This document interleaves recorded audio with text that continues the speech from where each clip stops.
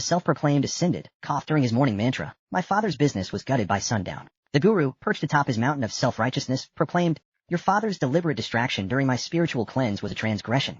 This is the universe's necessary correction." I dragged my crippled right leg, a souvenir from a night I regretted, and filed a lawsuit. The cost was instant and brutal. The company's swift, ignoble collapse, followed by my father's fall from our penthouse balcony. He didn't die, but the shock cleaved his mind in two.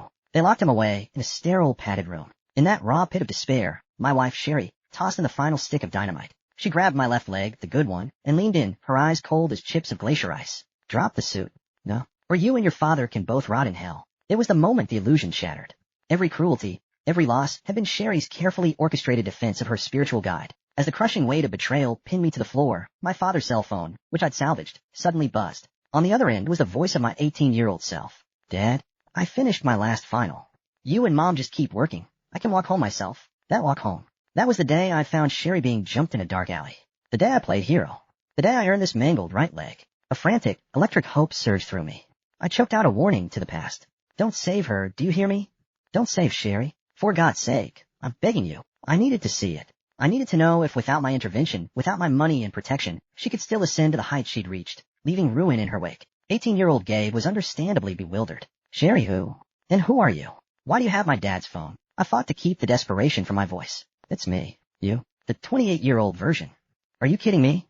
Give the phone back to my father, or I'm calling the police." The memory of my dad's vacant, institutionalized stare tightened my chest like a garrote wire. "Your father can't talk right now, but I can prove it. You have a heart-shaped birthmark on your inner thigh, and you're planning to buy a strawberry layer cake on the way home to celebrate." The birthmark had appeared my senior year. Nobody knew about it. The cake idea had literally just popped into my head the moment I left campus.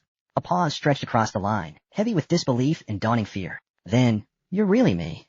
Okay, then tell me, am I successful at 28? Do I have a happy life?" "No. You fell in love with a beautiful poison, and it destroyed everything you ever cared about." Just then, I heard footsteps on the stairs. "Sherry." Panic made my voice a desperate rasp. "Listen, don't walk home today. Don't try to save anyone, ever.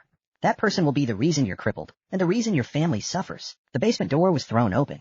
Sherry stood framed in the dim light, her expression cold and hard. I fumbled, slamming the phone shut and shoving it deep into my jeans pocket.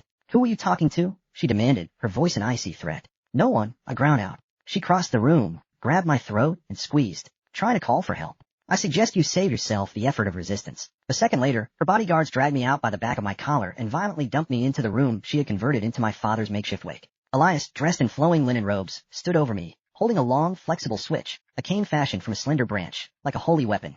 "Mr. Gabriel," Elias said, his voice dripping with condescension, "your repeated attempts to undermine the faith